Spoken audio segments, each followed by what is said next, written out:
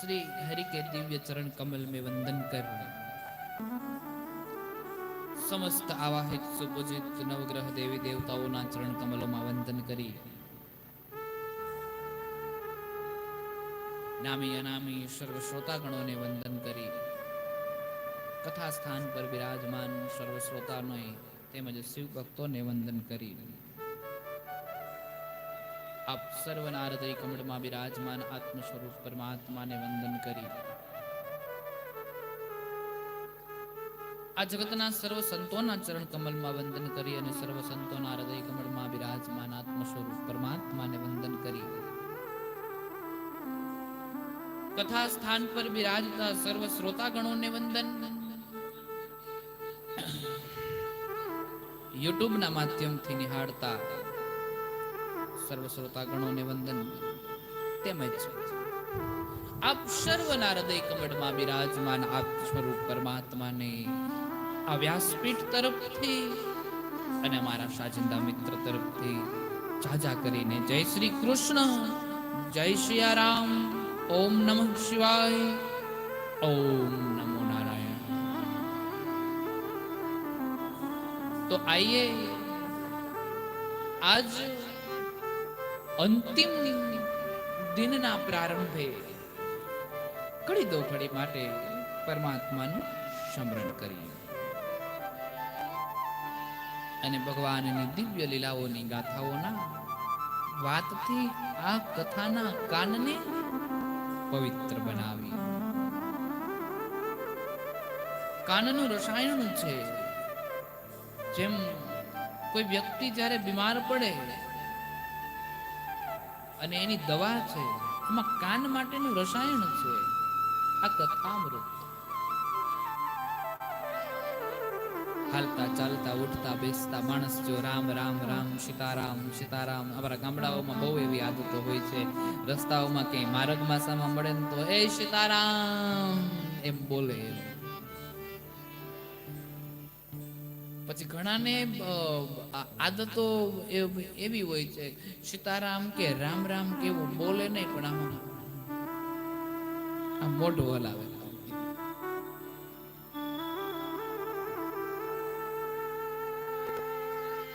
परमात्मा की दिव्या लीलाएं ये सब असीम कृपा है ईश्वर की जो हमें प्राप्त हुई है प्रभु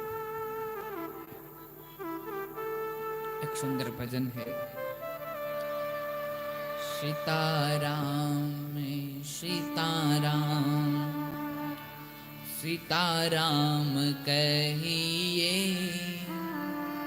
जाहि विधि राखे राम ताहि विधि रहे सीताराम सीताराम कहिए जाहि विधि राखे राम ताहि विधि रहे सीताराम सीताराम सीताराम कहिए जाहि विधि राखे राम ताहि विधि रहे सीताराम सीताराम कहिए जाहि विधि राखे राम ताहि विधि रहे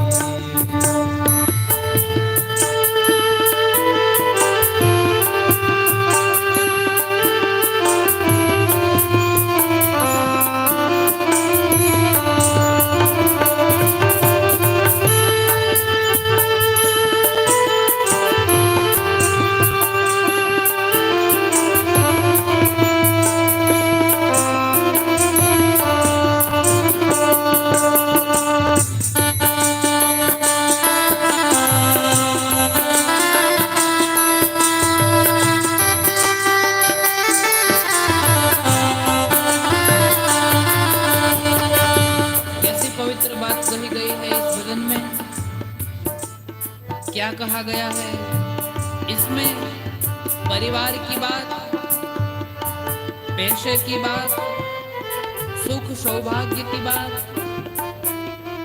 धन की वैभव की ऐश्वर्य की बात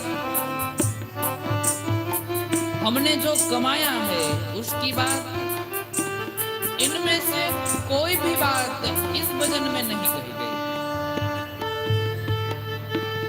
कमाने की बात कही गई है, लेकिन क्या कमाने का? तो कि पुण्य। कमाने की बात कही गई है, लेकिन क्या कमाना? कर्म। कमाने की बात कही गई है, लेकिन क्या कमाना? धर्म। काम करने की बात कही गई है, लेकिन क्या काम करना? क्योंकि ईश्वर के प्रति जो लगाव है, परमात्मा के प्रति जो लगाव है, भगवान के प्रति जो लगाव है, उनके सारे कर्म के बारे में यहाँ कहा गया। कल हम जब 80 घाट पे गए थे माँ गंगा की आरती करने के लिए, तब वहां ये भजन बज रहा था, तो मुझे लगा कि कल थोड़ा हिंदी में, और क्योंकि यहाँ पर आए हैं तो यहाँ का थोड़ा लेके जाएंगे ना। हमारे गुजरातियों की आदत होती है, जब हम बाहर निकलते हैं तो वहां का कुछ भी हो, लेकिन लेकर घर जरूर आते हैं। गुजरातियों की कैसी आदत होती है, जब गुजरात में होते हैं तो पंजाबी खाना ढूंढते हैं, और जब बाहर जाते हैं तो गुजराती खाना ढूंढते हैं।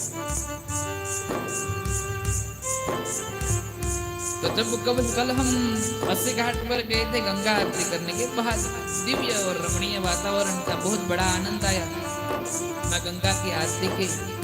तब वहां पर ये भजन बज रहा था, तो मुझे लगा कि आज इसका मर्म क्या है वो आप सबको सुनाए, इसमें कहा क्या गया है वह आपको सबको समझाए, इसमें कहने का अर्थ क्या है वह हम आपके सबके सामने प्रकट करें। इसमें ना तो परिवार की बात की गई है, ना तो कुछ धन कमाया है उनकी बात की गई है, ना ही तो कोई कर्म की बात, पैसे की बात की गई है। ऐशो आराम, सुख, सौभाग्य, वैभव, ये सब मानव के पास होता है, लेकिन किसी की भी बात नहीं कही गई है। यहाँ केवल और केवल कर्म, धर्म, अर्थ, काम, मोक्ष, यह जो सारे रास्ते हैं पुण्य के, धर्म के, इन सारे कर्म की बात यहाँ पर की गई है।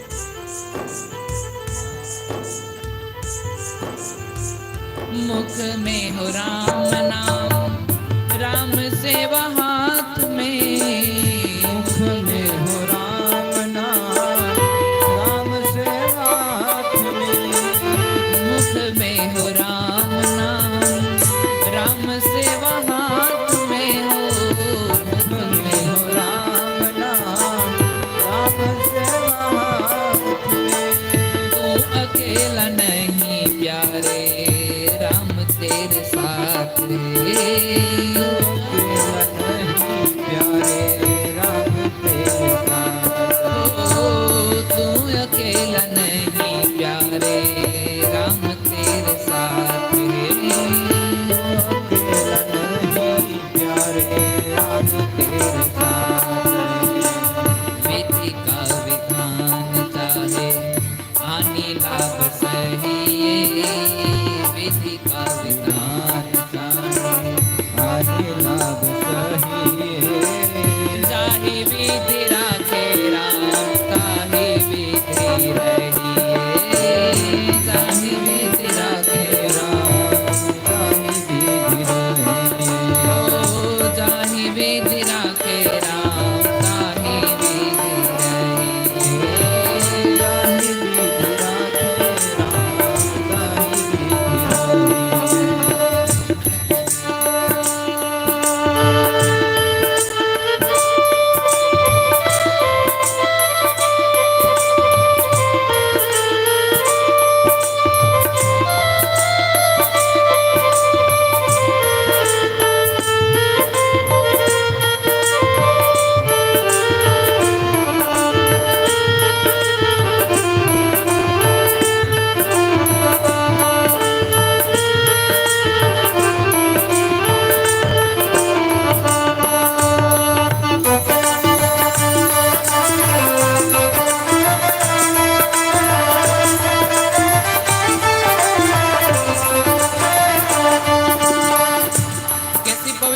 की गई है, मुख में हो राम नाम, राम सेवा हाथ में हो।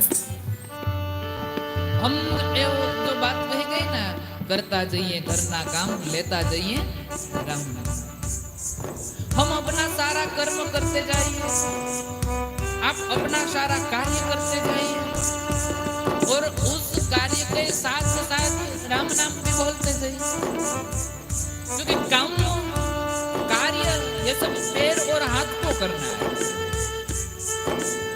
लेकिन राम नाम तो जीभ को लेना है ना। और नाम ही पवित्र है, जैसा मैंने कहा गया है कि कलयुग में सबसे पवित्र कोई चीज है तो वो है राम, ईश्वर का नाम।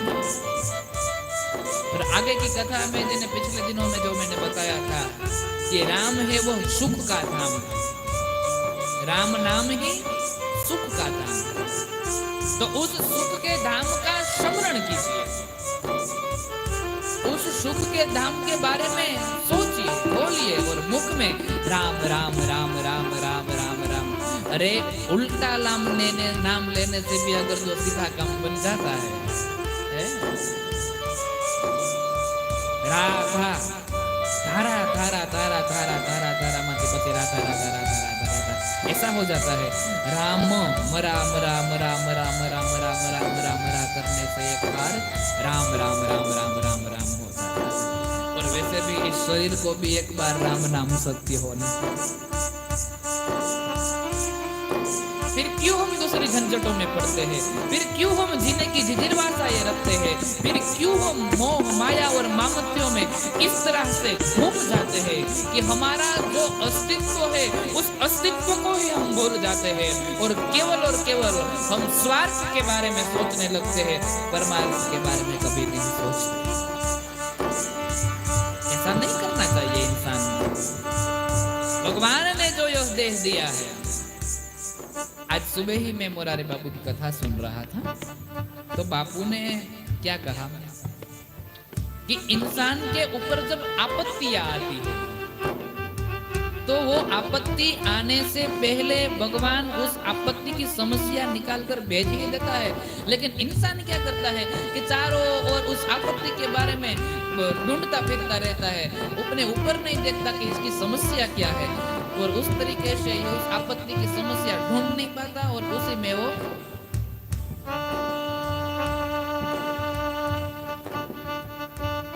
आपत्ति जब आती है तो भगवान उसके बारे में उसकी समस्याएं भी साथ में भेज देते हैं।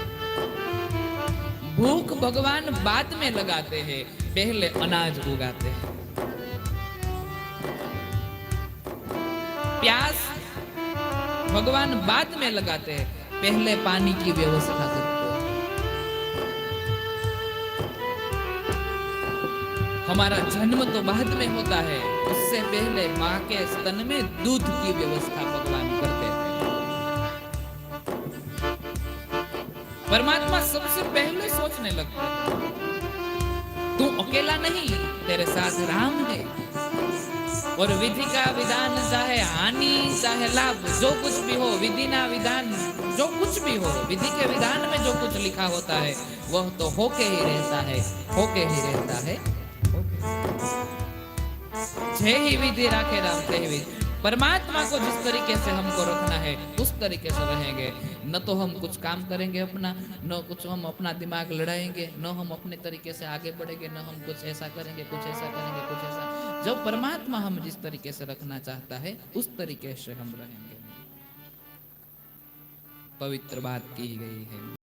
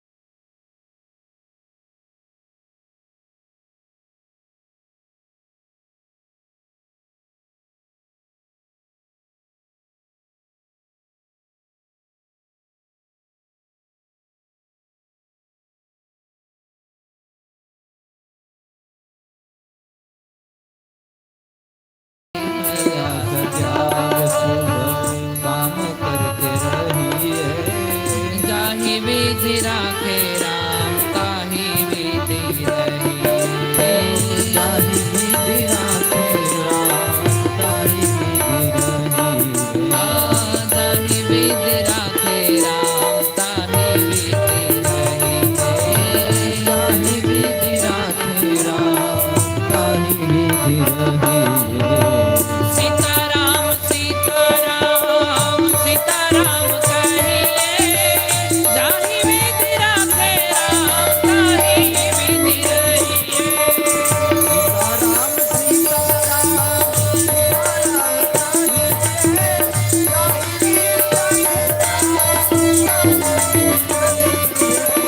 सीताराम सीताराम सीताराम कहिए, जाहि विधि राखे राम ताहि विधि रहिए।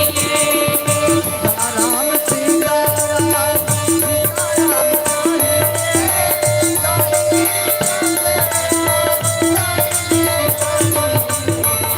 क्या बात कही है?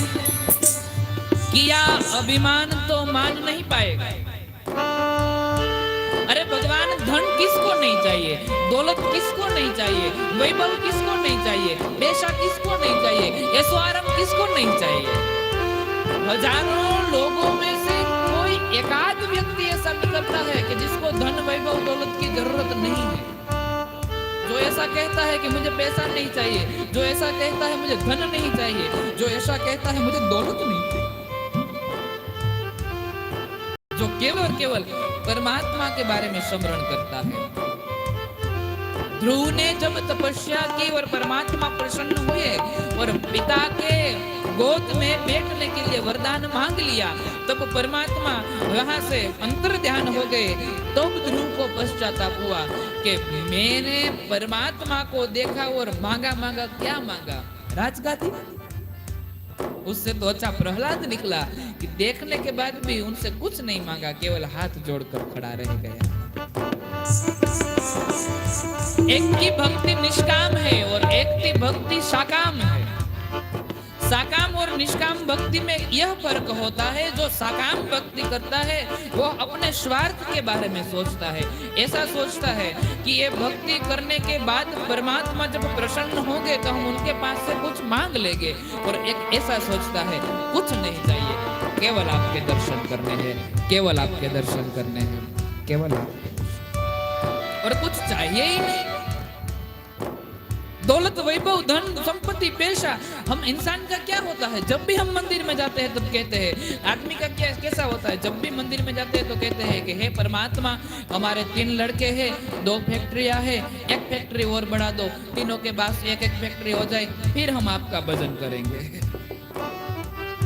परमात्मा भी बहुत दयालु होता है, तीनों को 1-1 फैक्ट्री दे देता है, फिर परमात्मा के मंदिर में जाएगा और फिर परमात्मा के मंदिर में जाकर परमात्मा से प्रार्थना करेगा, हे परमात्मा, तीनों भाइयों के पास 1-1 बंगला है, 1-1 कार है, फैक्ट्री है, लेकिन एक बात की कमी है, एक की शादी हो गई, 2 की नहीं। शादी करवा दो, फिर हम आपका भजन करेंगे। फिर भी परमात्मा कितने दयालु है, उन लोगों की शादी करवा देता है। फिर वह आदमी परमात्मा के दरबार में जाएगा और परमात्मा के दरबार में जाकर बोलेगा, हे परमात्मा, आपकी दया से हमारे पास सब कुछ है, तीनों लड़के सेट है, सब तीनों के पास 1-1 बंगला है, 1-1 कार है, 1-1 फैक्ट्री है, बीवियां भी है, लेकिन उनके घर संतान नहीं। 1-1 संतान दे दो, पोता पोती को खिला लेंगे, फिर पोता पोती को खिलाने के बाद हम फिर आपका भजन करने लगेंगे। और इंसान की जिज्ञासा किस तरह से बढ़ने लगती है, इंसान की मनसा किस तरह से बढ़ने लगती है, ये अब सोचिए। पोता पोती को खिलाने के बाद भी वह इंसान ना तो अपनी जीवन की व्यवहार से दूर होता है, उनमें ज्यादा से ज्यादा, जैसे कीचड़ में हम फंसते हैं, उससे ज्यादा से ज्यादा वह उसमें फंसने लगता है, फंसने लगता है, फंसने लगता है। परमात्मा के दरबार में जाकर फिर से कहेगा, हे परमात्मा, 3 लड़के हैं, तीनों 3 सेठ है, तीनों के 3 के पास 1-1 फैक्ट्री है, 1-1 बंगला है, 1-1 कार है, पत्नी भी है और पोता भी है। हे प्रभु परमात्मा, अब उन पोता पोती की शादी करवा दो, उनकी शादी देख ले, उसके बाद आपका भजन करें। परमात्मा कहे कि ये क्या करने आता है, और मांग तो और रोज बढ़ती जाती है, बढ़ती जाती है। इंसान की लालसा ये कुछ ऐसी होती है, पर यह जिंदगी की जो दौर है वो हमारे पास थोड़ी ना है, वो तो परमात्मा जो करेगा वो दौर उनके पास है।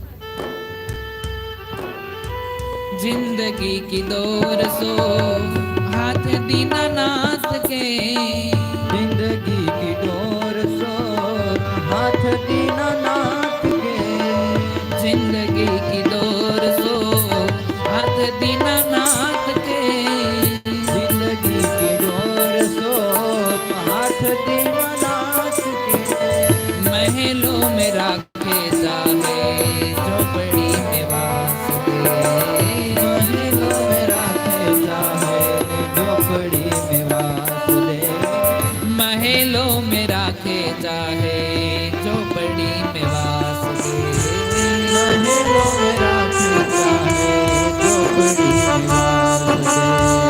धन्यवाद निर्विवाद राम राम कहिए, धन्यवाद निर्विवाद राम राम कहिए, धन्यवाद निर्विवाद राम राम कहिए, धन्यवाद निर्विवाद राम राम कहिए, जाहि विधि राखे राम ताहि विधि ओ जाहि विधि राखे राम ताहि विधि रहिए। सीताराम सीताराम सीताराम कहिए, जाहि विधि राखे राम ताहि विधि रहिए।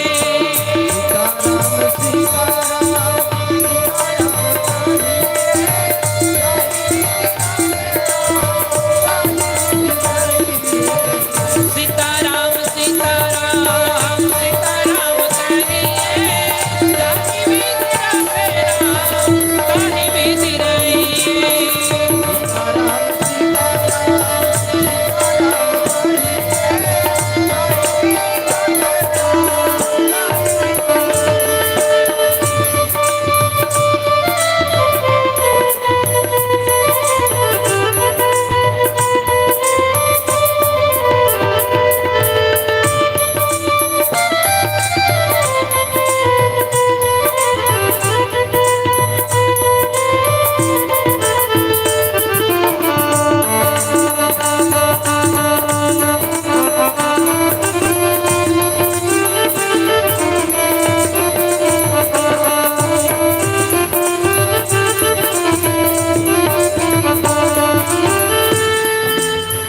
कैसी सुंदर बात कही गई है। धन्यवाद निर्विवाद। जिंदगी की दौर हमेशा परमात्मा के हाथ में सौंप देनी चाहिए। कभी कभी हम जब लोग परमात्मा के दरबार में मांगने के लिए जाते हैं तो हम ही कुछ ऐसा कहते हैं कि भगवान से मांगना नहीं चाहिए, मांगना नहीं चाहिए। अरे भाई, वो हमारे माता पिता है, उनसे नहीं मांगे तो कौन किसके पास जाएंगे? भगवान से मांगना चाहिए, लेकिन मांगने में भी थोड़ा विवेक होना चाहिए। जितनी हमारी कैपेसिटी हो उतना ही हमें परमात्मा से मांगना चाहिए। जितना हम संभाल सके उतना ही हमें परमात्मा से मांगना चाहिए। अच्छा, एक बात कह दूं आपसे। अब बालक होता है, जो बालक, वो बालक अपने माता पिता से न मांगे तो किसके पास मांगे? पड़ोसी से मांगे। बालक तो अपने माँ बाप के पास से ही मांगेगा ना। तो हम सब संतान है, उसमें मैं भी आ गया, आप भी आ गए, और जो यहाँ बैठा है वो हमारे माता पिता है। हमें उनके पास से मांगना है, तो उनसे किसकी शरण? लेकिन जिस तरीके से बालक यदि गलत जिद करे तो माता पिता को पता होता है कि इसको यह चीज नहीं देनी चाहिए क्योंकि यह इसके लिए खराब है। यदि बालक के पेट में पित्त का रोग हो तो माता पिता उसे तीखा नहीं खिलाते, मिर्ची नहीं खिलाते, क्योंकि मिर्ची से पित्त का रोग बढ़ता है। ठीक है ना? तो माता पिता को पता होता है कि मेरे बच्चे को क्या देना चाहिए। यदि सर्दी का कोठा हो तो माता पिता उसे चॉकलेट नहीं खिलाते, क्योंकि माता पिता को पता होता है कि मेरे बच्चे को चॉकलेट कैसी है, अच्छी लगती है कि नहीं लगती है, उसके शरीर के लिए अच्छी है कि नहीं है। अच्छा, ठीक उसी तरह से परमात्मा को भी पता होता है कि यह जो मेरा नादान भक्त है क्या देना चाहिए और क्या नहीं देना चाहिए। हम सब परमात्मा के दरबार में जाएंगे और परमात्मा के दरबार में जाकर हाथ जोड़कर परमात्मा से मांगेंगे तो सही, लेकिन मांगने के बाद लास्ट में परमात्मा को ऐसा कह देंगे कि हे परमात्मा, यदि आपको ठीक लगे तो हमें दे देना, यो मेरे लिए अच्छा है तो ही मुझे दे दो, वरना आप अपने पास रखना, मुझे किसी चीज की जरूरत नहीं है, जो आपने दिया वो तो सही ठीक है। यदि जो आपको ठीक लगे तो ही मुझे देना। यदि आपको ऐसा लगे कि इस नादान ने जो मेरे पास से मांगा है, क्या वो उनके लिए ठीक है, जो है तो ही उनको देना, वरना आप अपने पास रखना, मुझे कुछ जरूरत नहीं। आपके दर्शन होते हैं वही, फिर महलों में रखे चाहे झोपड़ी में रखे, सब आपकी मर्जी।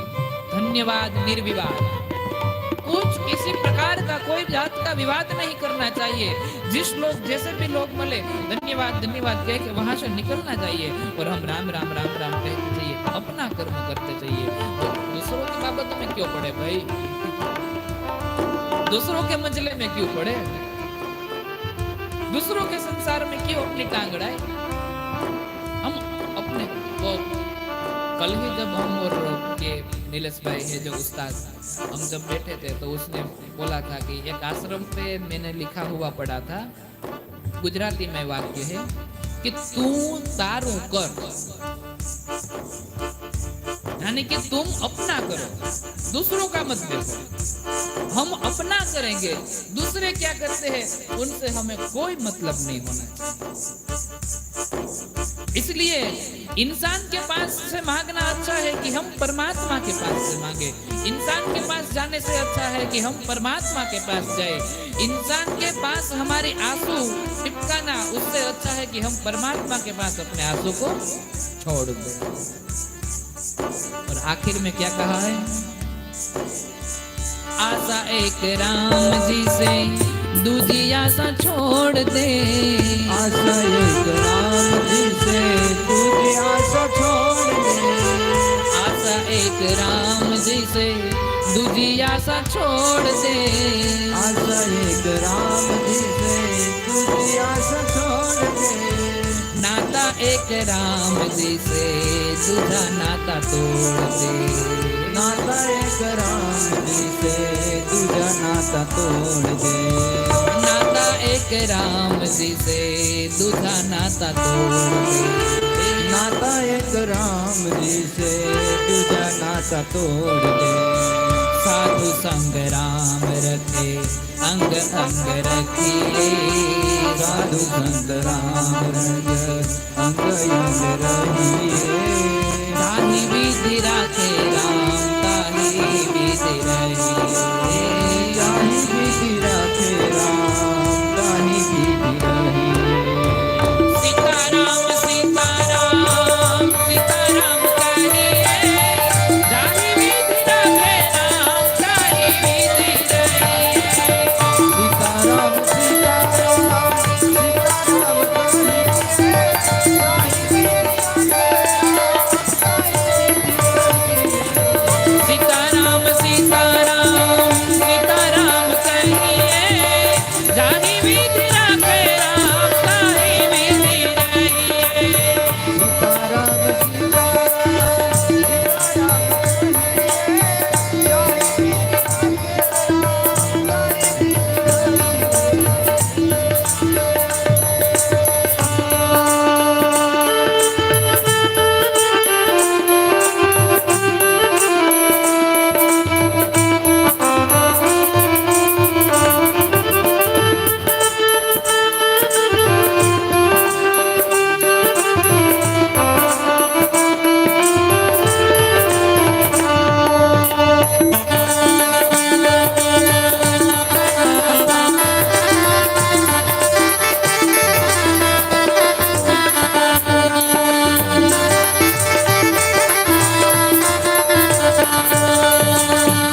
अच्छा, एक प्रश्न हम सबके लिए, सबके लिए यानी कि सबके लिए, वो मेरे लिए भी आ गया, इन लोगों के लिए भी आ गया, इन लोगों के लिए भी हो गया, आप लोगों के भी लिए हो गया।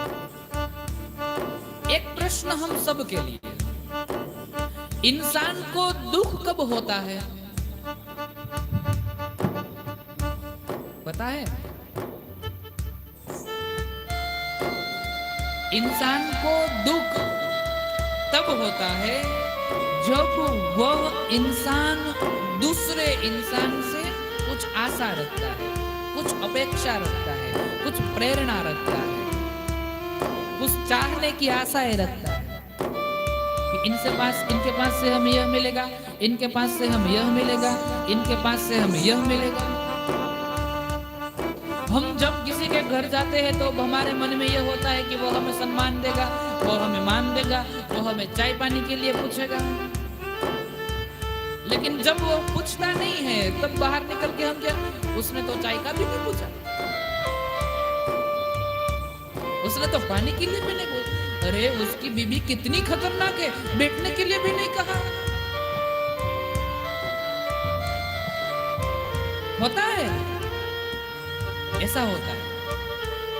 इंसान जब दूसरे सामने वाले इंसान से ज्यादा अपेक्षा रखने लगता है और वहां से जब वह अपेक्षा पूर्ण न हो तब वह दुखी हो जाता है कि उन्होंने मेरा ऐसा काम नहीं किया, उन्होंने मेरा ऐसा काम नहीं किया, उन्होंने मेरा यह काम नहीं किया, उन्होंने मेरा यह काम।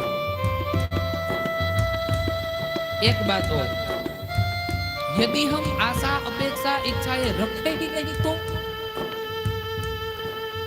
दुख किस बात का, अपने अंदर मनसा किस बात की? ये थोड़ी ना हमारा काम कर सकता है, हमारा काम तो हमें खुद से करना चाहिए ना। ये थोड़ी ना हमारा कार्य कर सकता है, हमारा कार्य तो हमें करना चाहिए ना। यदा या फिर ऐसा करे, वो करे या ना करे, हमको यह करना है, उनसे यह करे या ना करे, उनसे हमें कोई फर्क नहीं पड़ता।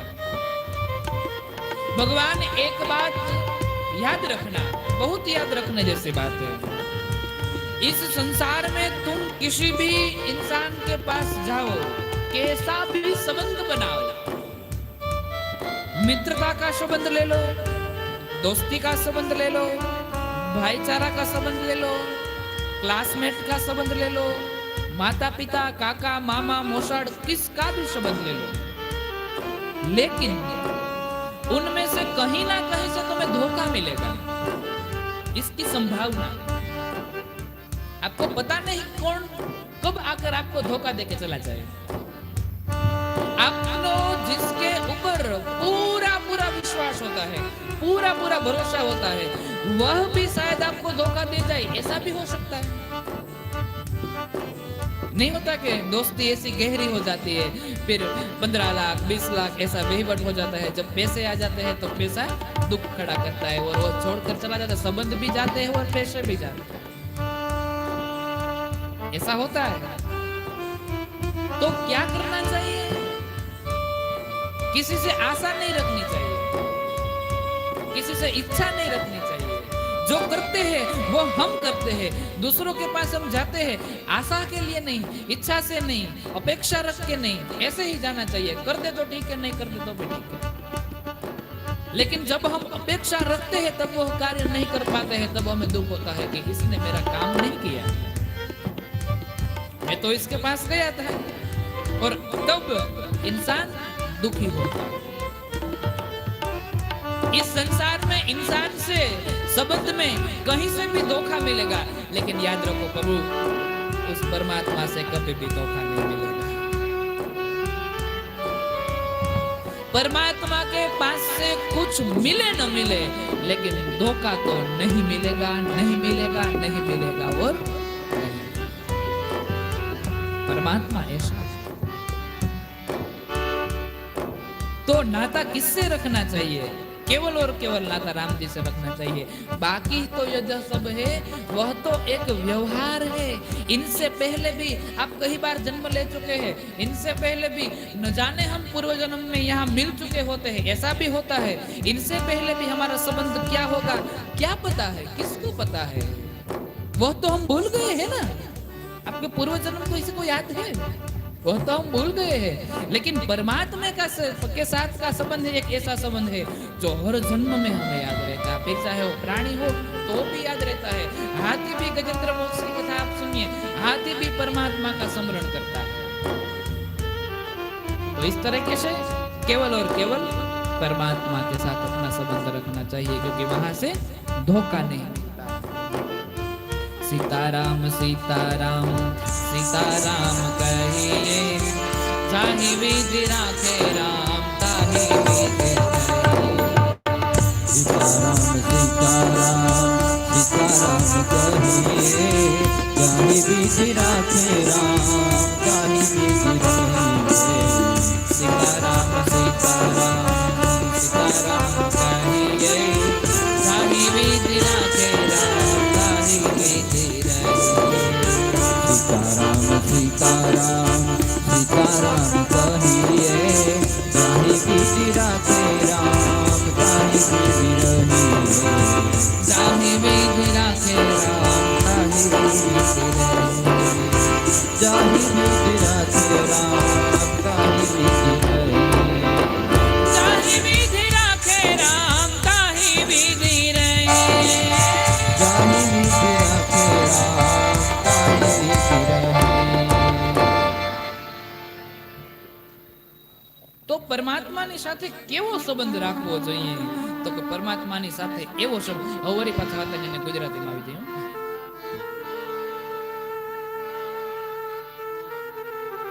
આપણું મૂળ હાચવી લઈએ. પરમાત્માની સાથે કેવો સંબંધ હોવો જોઈએ? તો કે પરમાત્માની સાથે એવો સંબંધ હોવો જોઈએ કે નિસ્વાર્થ હોય. એક ધ્રુવનો સંબંધ છે અને એક પ્રહલાદનો સંબંધ છે. ભક્તિ બે પ્રકારની હોય. એક સકામ ભક્તિ છે અને એક નિષ્કામ ભક્તિ છે. સકામ ભક્તિ એટલે કે સ્વાર્થથી થતી ભક્તિ, અને નિષ્કામ ભક્તિ એટલે કે નિસ્વાર્થ ભક્તિ, જેમાં કોઈ પણ પ્રકારનો સ્વાર્થ નથી. તમે ભક્તિ કરો છો, શા માટે કરો છો? પરમાત્માને ભજવા માટે. નરસિંહ કરે છે એ નિષ્કામ ભક્તિ છે, મીરા કરે છે નિષ્કામ ભક્તિ છે, કેવટ નિષ્કામ ભક્તિ કરે છે. શું જોઈએ છે કેવટ? પરમાત્મા કે જે જોતું હોય માગી લે. કેવટ કે કાઈ નથી, મારે એનું કરવું શું?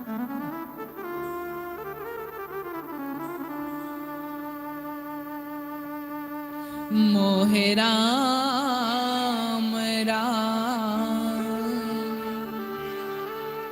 ઓરિયાણ દશરથ, સપથ શબ સાચી કહું, સપથ શબ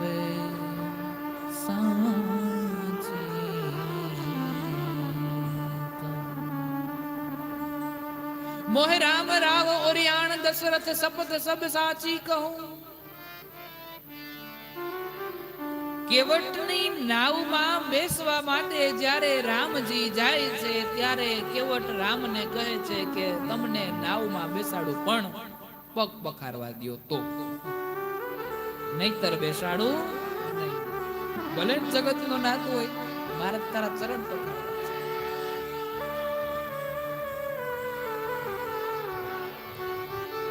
પગ મને ધોવા દ્યો રઘુરાયજી,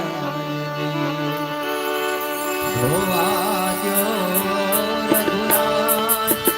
સત મને પડ્યો છે મનમાં, પગ મને ધોવા દ્યો રઘુરાય, પગ મને ધોવા દ્યો રઘુરાય.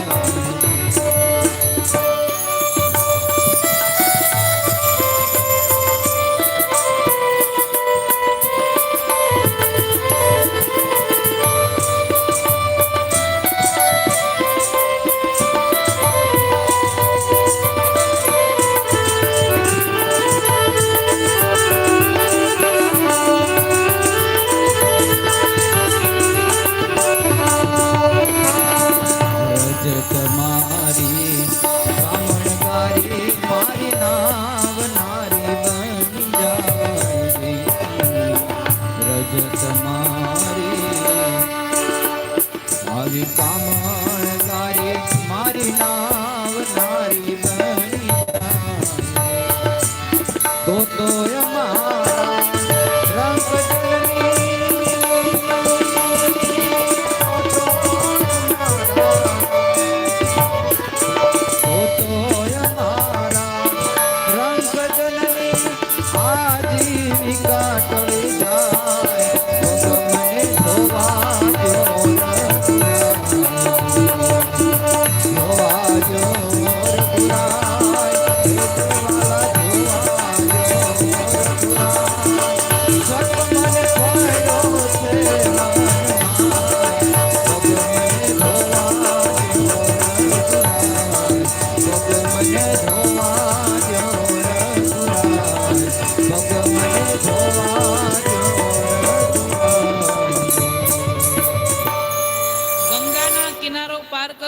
પદ્મને ધોવા દો રઘુરાય. કેવટ એમ કે છે પગ ધોવા દો તો હું તમને સામે કાઢે લઈ.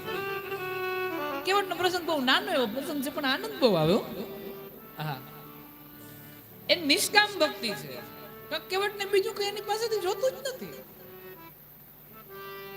મારે શું કરવું સંપત્તિનું, મારે શું કરવું દોલતનું, મારે શું કરવું વૈભવનું, મારે તાર ચરણ પખારવા. મેં એવું સાંભળ્યું છે કે તમારી પગની જે રજ છે ને કામણગારી છે. એસા કહેતે હે સબ લોગ જાદુ ભરી પદ રજ હે તુમ્હારી. इस पद रज का स्पर्श हुआ जब मौन से लाबनी सुंदर.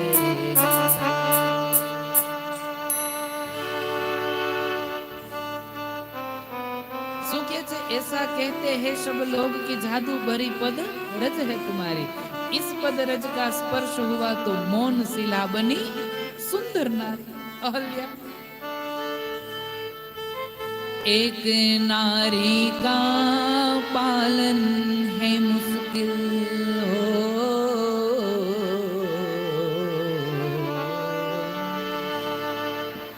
एक नारी का पालन है मुश्किल. कैसे संभलेगी दो दो नारी.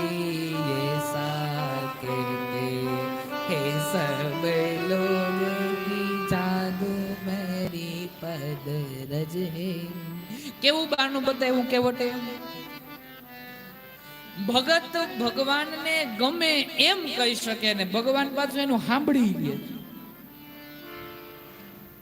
જુનાગઢ નો નરસિંહ દ્વારકા ગણીને એમ કહેતો કે જાજા દ્વારકા વાળા તો બે બાપ નો છે. અને પાછો દ્વારકા ધણી સાંભળી લે તો વિચારો તો ખરી. ભગત ભગવાનને ગમે એ કહી શકે અને પાછો ભગવાન સાંભળી લે છે. કેવટ કે છે દુનિયા વાતો કરે કે તારા પગની રજમાં જાદુ છે, તું કામણકારી પગની રજ છે. ને इस पद रज का स्पर्श हुआ तो मौन शिला बनी सुंदर नारी.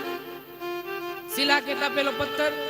આંખને બંધ કરીને એ દ્રશ્યને યાદ કરો કેવું હશે જ્યારે મારા રામજીએ પથ્થરને પગની રજ સ્પર્શ કરાવી હશે અને પગની જેવી રજ સ્પર્શ થઈ હશે અને એ પગની રજ સ્પર્શ થતાની સાથે જ એ શિલાનો જે પથ્થર પડ્યો હતો એમાંથી અહલ્યા નામની સ્ત્રી ઉત્પન્ન થઈ હશે.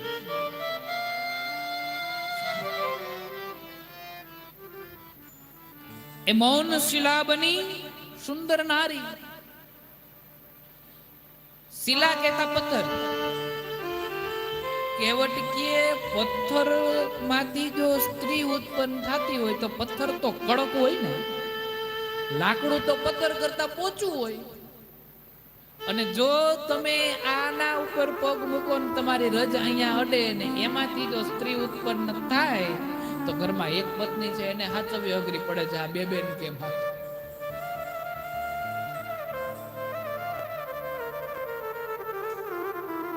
એટલે પેલા પગ રોજ ધોવા દો પછી હું તમને નાવમાં ચડવા દઉં, બાકી હું નાવમાં ચડવા દઉં નહીં. અને કેવટ પછી છેલ્લે એ વાતની ચોખવટ કરી નાખે છે કે નાવમાં બેસાડી દઈશ, સામે કાંઠે લઈ જઈશ, પણ આ પગ ધોવાના છે ને એમાં તમારી ઉતરાઈ આવી ગઈ. ઉતરાઈ કહેતા ટિકિટ. એમાં તમારી ઉતરાઈ આવી ગઈ, સામે કાંઠે પહોંચાડી દઉં, ટિકિટનો 1 રૂપિયો નહીં લઉં તમારી પાસે, ને આમે તમારી પાસે છે હું તમે આપી શકશો?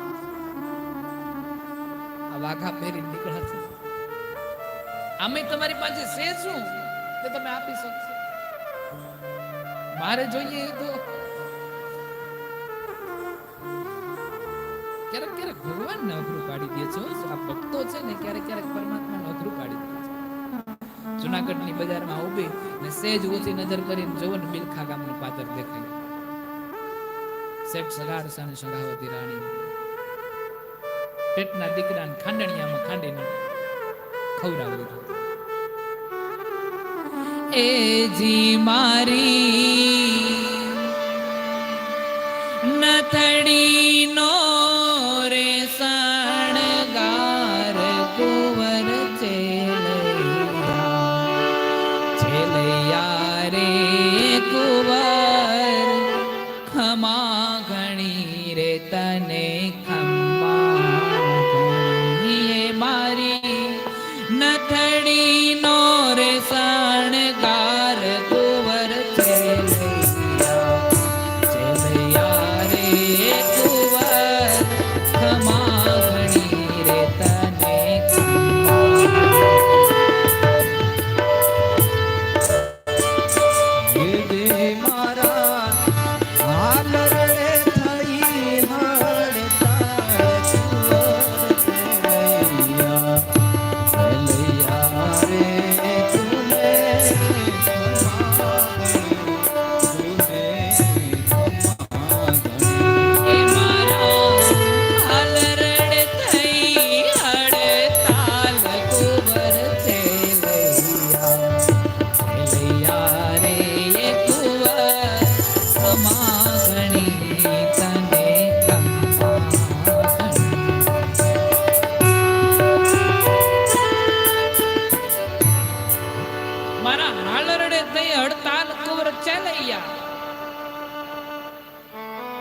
અને 5 મહિનાનું પેટને ચીરીને જ્યાં દીકરાને બેસાડવા જાય ત્યાં તો ભગવાન ધ્રુજી ગયો. ઓહો, અહીંયા ખોટી પરીક્ષા લેવાય.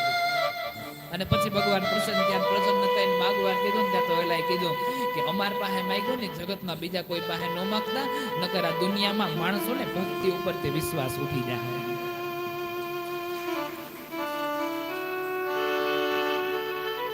પરમાત્મા વાતે બંધાણા કે નહીં માંગો, પછી બીજા એક દાખલા આવા બન્યા નથી. તમે જોજો, વિચાર કરજો. અને તે છતાંય ભગવાને એને માગવાનું કીધું છે કે માગ. સગાડસાને સંગાવતી રાણીને કીધું કે માગ, શું જોઈએ છે તારે? ત્યારે એવું કીધું છે કે માગવાનું રહેવા દો ભગવાન, અમે માગશું તો તમને નહીં આપી શકો. જો આ ભગત ભગવાનને, નકર ભગવાનને ભગત ને, આ તો અમે માગશું ને તો તમે નહીં આપી શકો. અરે તો માગ તો કરી એક વખત હું આપું. ત્યારે શેઠ સગાડસાએ કીધું, અમે આપ્યું એ તમે આપશો? પરમાત્મા ધ્રુજવા લાગ્યો. મેં પેટનો દીકરો ખાંડણીએ ખાંડીને ખવડાવ્યો, બોલો તમારા ત્રેવડ છે? મેં દીધું ને એ આપો, હાલો. આ ભગતની નિશાની પ્રભુ, આ ભગતની નિશાની.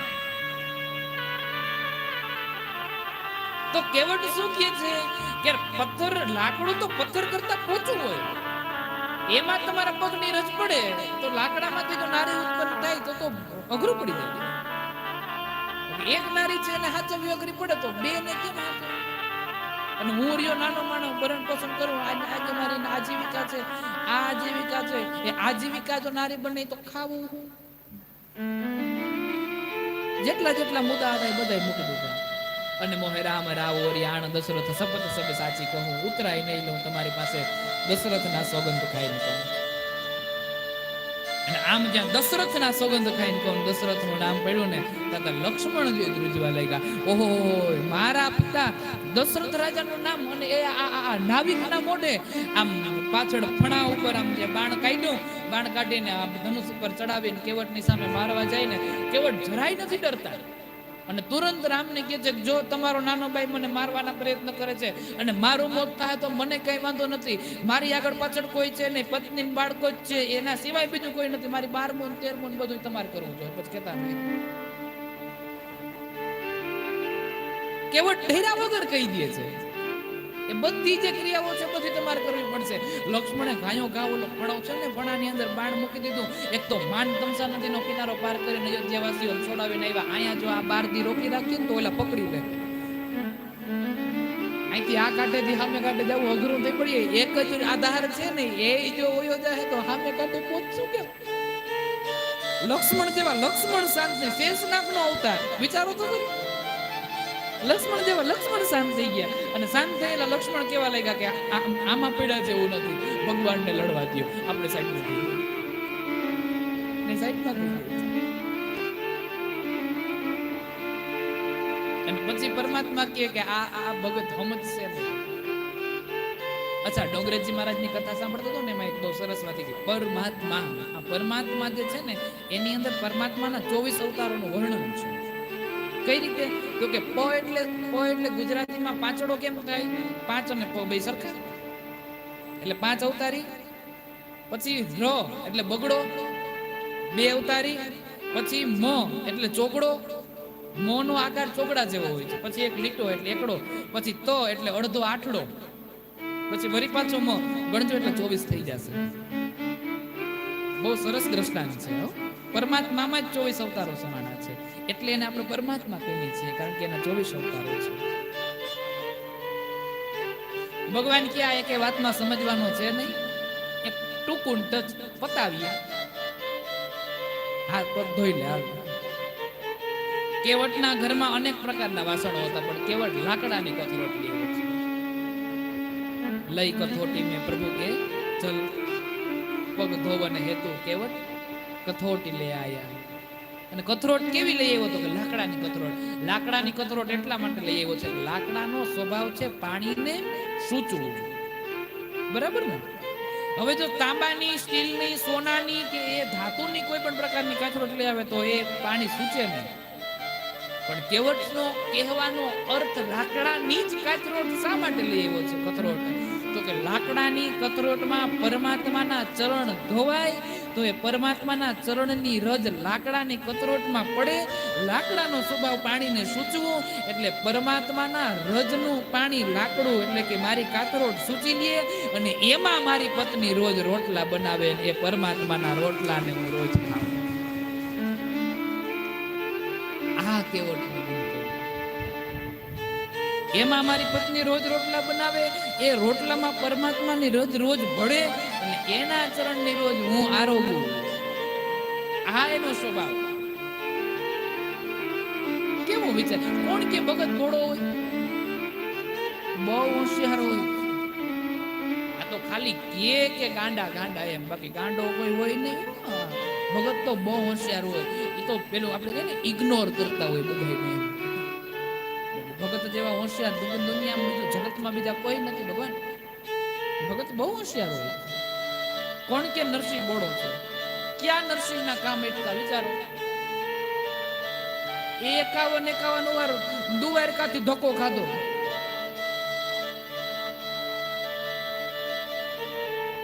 અહીંયા નાગરવાડામાં કરતાલ વાગે ને દ્વારકાની બજારમાં સંભળાય. બોલો ગમે એવા કામ હોય ધોડીને મૂકીને આવે. અને બોળો કેવાય? ભગવાન પાસેથી કામ કઢાવી દે. બોળો થોડો કેવાય? માણસ પાસેથી તો હવ કોઈ કઢવે, ભગવાન પાસેથી કામ કઢાવવાની વાત છે. ભગત ભોળો ન હોય, ભગત તો બહુ હોશિયાર હોય. એ તો સમાજને એવું લાગે કે આ ભોળો છે ને એ સમાજને ઇગ્નોર કરતો હોય કે એના જેવા હું મને સમજાવી દેવાના, હું એ બધાને સમજાવું છું.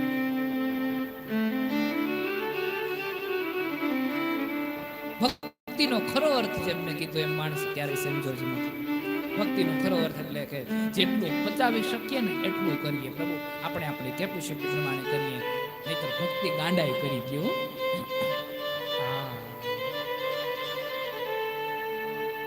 પછી રામજી કેવટને કીધું લેન ભાઈ ધોઈ લેન પગ લોહી પી.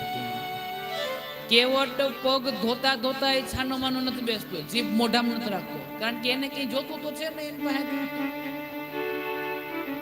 અને કેવટ પગ ધોતા ધોતા ભગવાન રામને શું કહે છે ખબર? હે ભગવાન, આ દુનિયા છે એ ગરજોડી છે, તમને ખબર નથી સ્વાર્થની દુનિયા છે. જ્યારે ખબર પડે માણસને કે સામેવાળા વ્યક્તિને સ્વાર્થ છે, ત્યારે માણસ એનો લાભ ઉઠાવવાનો પૂરેપૂરો પ્રયત્ન કરે છે. જેમ અત્યારે તમે મારી સામે એવા, મને ખબર છે તમારે સામે કાંઠે જવાનું છે, તમારી પાસે બીજી કઈ નાવ નથી, ઉતરાઈના પૈસા નથી અને મારા સિવાય કોઈ ઉધાર નથી, એટલે મેં ફાયદો ઉઠાવી લીધો પગ ધોવાનો. એટલે આ દુનિયા બહુ સ્વાર્થી છે. ભગવાન કે ભાઈ હું તને પગ બખારવા દીધા, ઝડપ પગ બખારને છાનો મોનો લોહી પીતો તું ક્યારનો. એ આ જગતમાં એ જ દીન દયાળુ ગરજ કે રોગણા.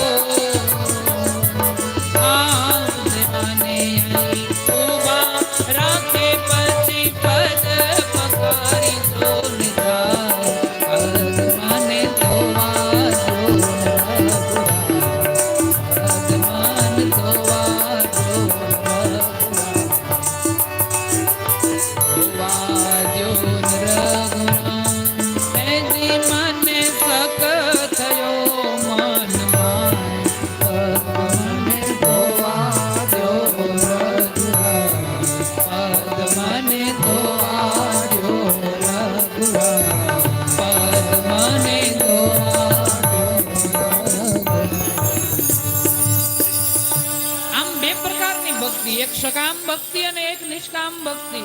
એક ભક્તિ માગવા માટે કરવામાં આવે છે અને એક ભક્તિ કોઈ પણ પ્રકારનો સ્વાર્થ નહીં, દર્શન માટે કરવામાં આવે. અને ત્યારે કેવલ અને કેવલ દર્શન માટે કરવામાં આવે છે ભક્તિ.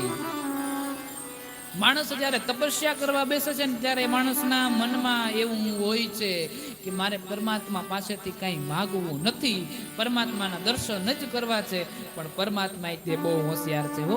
માણસનું મન કેટલુંક મક્કમ છે ને એ પેલા પરીક્ષા કરીને જોઈ લે કે આ કેટલું ખમી શકે એમ છે. અને પ્રસન્ન થાય ત્યારે એવી આટીઓ નાખે માણસ માગી જ બેસી જાય. અને ભગવાન તથાસ્તુ કહીને વયો જાય કે હાય જીવ છૂટો. કારણ કે ભગવાન આપીને છૂટી જાય છે, એક વ્યવહાર પૂરો થાય છે. આપણે માગતા નથી ત્યારે પેલો બીવે છે, ડરે છે, વિચાર કરે છે કે આ માગતી ક્યારેક ઓચિંતાનું જો માગી લે અને મને ધંધે લગાડશે. એના કરતા ભગવાન કે જો માગી લે ને તો ઉપાધિ નથી, તો ચિંતા નથી.